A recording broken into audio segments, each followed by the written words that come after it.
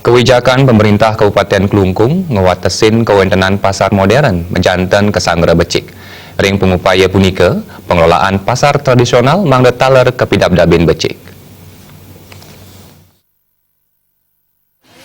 Moratorium majeng pembangunan pasar modern kejantenang nenten dados pemargi sejeroning nyayubin kuentenan pasar tradisional ring Klungkung. Yening kebangyang kausaha ngaonang pasar tradisional. Ketua Komisi 2 DPRD Klungkung Komang Swantaro maosang pasar tradisional selami puniki durung kapidabdabin Becik mawinan wenten dagang dadakan nenten resmi sane wantah ngicen pausana Becik majeng silih tunggil angga kemanten. Ring kuentenani sekadi punike pasar modern mangda taler kapidabdabin inggian ring zona kantos ring jam buka mangden nenten ngaonang kuentenan pasar tradisional. Sane taler mabuat presiden taler meprekanti sareng swasta midabdabin kuentenan pasar tradisional. Parindikan sane patah taler kebausang anggota Komisi 2 DPRD Klungkung Artison Andarawata. Dan yang reksain yening pasar tradisional ring Klungkung patut katureksain saha kapidabdabin Becik. Santukan akeh pasar tradisional ring Klungkung taler keanggen genah madolan oleh pedagang saking Durawa Widangan Klungkung.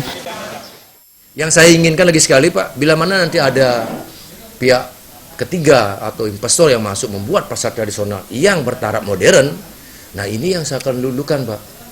Jadi satu, barang bisa terjamin, kedua cepat pelayanannya, udah gitu update daripada expired barang itu bisa terkontrol. Jadi masyarakat konsumen terlindungi semua berkaitan dengan konsumsi mereka. Jadi kalau sekarang pasar tradisional, satu, pelayanan juga terlambat. Kedua, barang yang dijajakan itu tidak semua higienis. Kedua, pelayanannya tidak cepat. Kalau dibandingkan dengan pasar modern sekarang. Sementara pasar tradisional kita kan masih kalah dengan minimarket, hipermarket, segala macam ya. Kalah dari kualitas barang yang sudah disortir. Yang mereka jual sortirannya pasti yang terbagus.